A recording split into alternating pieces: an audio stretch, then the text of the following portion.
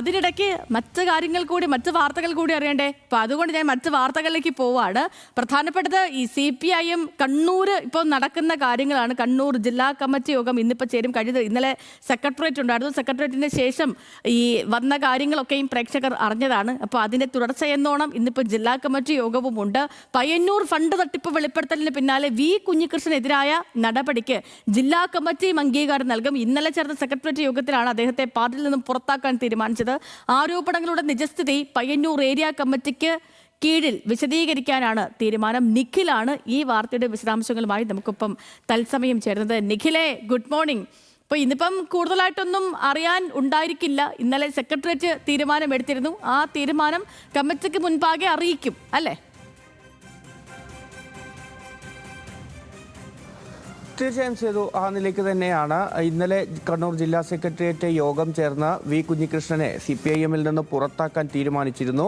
ഇന്ന് നടപടിക്രമം എന്ന രീതിയിൽ CPIM-ന്റെ കണ്ണൂർ ജില്ലാ കമ്മിറ്റി യോഗത്തിൽ ഇക്കാര്യം റിപ്പോർട്ട് ചെയ്യും. കമ്മിറ്റിയുടെ അംഗീകാരത്തോടുകൂടി കുഞ്ഞികൃഷ്ണനെ പുറത്താക്കിയതായുള്ള പ്രസ്താവന CPIM-ന്റെ ഭാഗത്തു നിന്ന് ഉണ്ടാവും. ഒരുപക്ഷെ CPIM ജില്ലാ സെക്രട്ടറി KK രാഗേഷ് മാധ്യമങ്ങളെ കണ്ട് തന്നെ ഈ സാഹചര്യവും എന്തുകൊണ്ട് കുഞ്ഞികൃഷ്ണനെ പുറത്താക്കിയെന്ന കാര്യവും ഒപ്പം തന്നെ TI മധുസൂദനെതിരെ ഉന്നയിച്ച ആരോപണങ്ങളുടെ നിജസ്ഥിതി എന്താണ് എന്നതും വ്യക്തമാക്കിയേക്കും എന്നൊരു സൂചന കൂടിയുണ്ട്.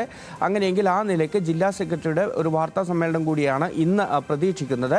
ഇതിനൊപ്പം തന്നെ ഈ കുഞ്ഞികൃഷ്ണനെതിരെ നടപടിയെടുക്കാനിടയായ സാഹചര്യം, ഒപ്പം തന്നെ ഈ എന്താണ് TI മധുസൂദനെതിരായ ആരോപണത്തിൽ ഈ കുഞ്ഞികൃഷ്ണൻ ഉന്നയിക്കുന്ന ആരോപണങ്ങളുടെ വസ്തുത എന്താണ് എന്ന കാര്യം ഈ CPIM-ന്റെ പയ്യന്നൂർ ഏരിയ ഘടകത്തിൽ ആ ഏരിയക്ക് കീഴിലുള്ള ലോക്കൽ കമ്മിറ്റി അംഗങ്ങളെയും ഒപ്പം തന്നെ ബ്രാഞ്ച് സെക്രട്ടറിമാരെയും ഒരുമിച്ചിരുത്തി ഈ കാര്യങ്ങൾ വിശദീകരിക്കാനുള്ള ഒരു നീക്കം കൂടി CPIM നടത്തുന്നുണ്ട്.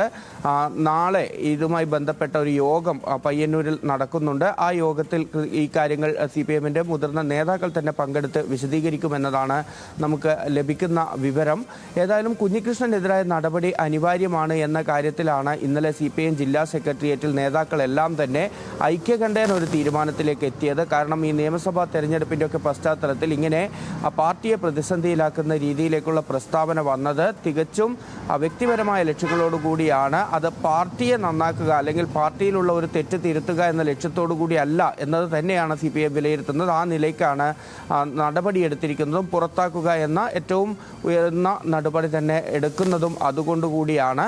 പക്ഷേ ഇതിനൊപ്പം പറയേണ്ട മറ്റൊരു കാര്യം, 29-ാം തീയതി കുഞ്ഞികൃഷ്ണന്റെ പുസ്തകം പുറത്തിറങ്ങുകയാണ്. ആ പുസ്തകത്തിൽ കൂടുതൽ വെളിപ്പെടുത്തലുകൾ ഉണ്ടാകുമെന്ന് കുഞ്ഞികൃഷ്ണൻ പറയുന്നുമുണ്ട്. അത് ഏത് നിലയ്ക്ക് പ്രതിഫലിക്കുമെന്ന് കാണേണ്ടതാണ്. ഇതിനൊപ്പമാണ് ഇറങ്ങുമെന്നുള്ളത് നേരത്തെ വന്നിരുന്നു. പക്ഷേ നേതാക്കളൊക്കെ പറയുന്നത്, ഇപ്പൊ കണ്ണൂരിലെ ജില്ലാ നേതാക്കളാണെങ്കിലും സംസ്ഥാന നേതാക്കളാണെങ്കിലും പറയുന്നത് പുസ്തകത്തിനെ ഒന്നും ഞങ്ങൾ ഭയക്കുന്നില്ല എന്നുള്ളതാണ്.